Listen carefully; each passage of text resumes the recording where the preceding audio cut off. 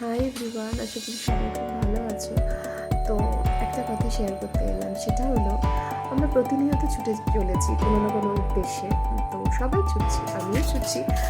তো যদি আমরা এভাবে ভাবি জীবনে চলার পথে যেটুকু পাওয়া যাচ্ছে বা আগামী দিনে যতটা পাওয়া যাবে সেটা বোনাস, কোনো কিছুই আমার নয়। যেটা পাওয়া যাচ্ছে সেটাই লাভ বা সেটাই উপরি পাওনা হিসেবে যদি ভাবি, তাহলে কীরকম হয়? ভাবনা চিন্তাটা যদি একটু পরিবর্তন করি, কোনো কিছুর পেছনে না ছুটে।